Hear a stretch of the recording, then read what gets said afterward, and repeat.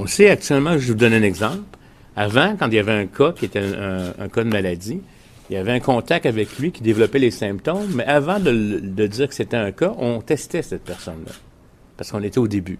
Maintenant, si les gens sont dans la même famille, puis c'est un contact étroit, ce qu'on appelle un contact avec un lien épidémiologique, ça devient un cas confirmé, pas par laboratoire, mais par lien épidémiologique. Il y a toute une série de cas actuellement qu'on n'aura pas besoin de tester parce que c'est correct, ça se fait continuellement dans toutes les épidémies comme telles. Je tiens à vous dire que sans vouloir minimiser, absolument pas, les drames des décès puis les souffrances que ça entraîne dans les familles, là, je tiens à le dire.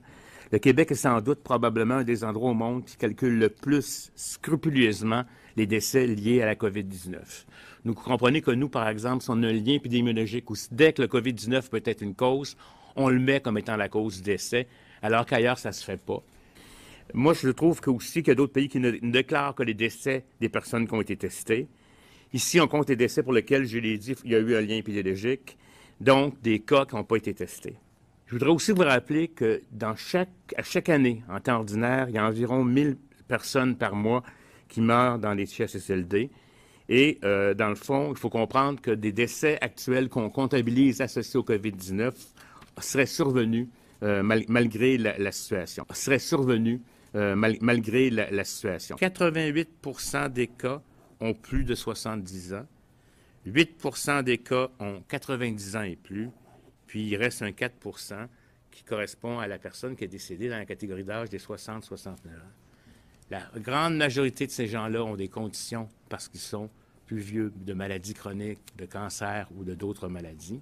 La grande majorité de ces gens-là ont des conditions parce qu'ils sont plus vieux de maladies chroniques, de cancer ou de d'autres maladies. Oui. It's well known that when you want to compare death rates in between countries, in between provinces, even if we have systems of detecting it, you know, the definition of case, some doctors will associate the disease first, as in Quebec, any time somebody, even if they die from a cancer or another disease, if they've got COVID-19, there's going to be count as COVID-19.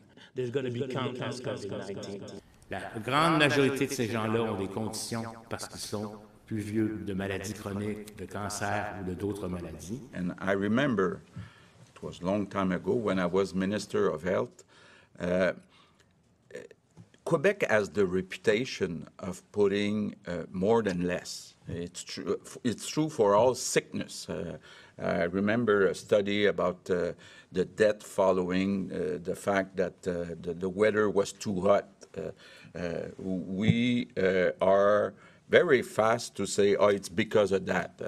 And I think it's correct, but we are, comment on dit ça, plus catholique que le pape.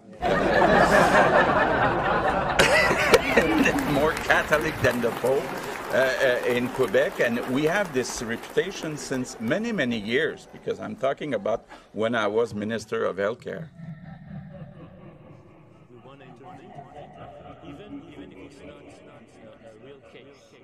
If there is a risk that it's a one case, we then can intervene. You know, it's why we use that way, because we don't do those vigilance systems for statistics or to be compared. We do that because we want to intervene where there is a problem.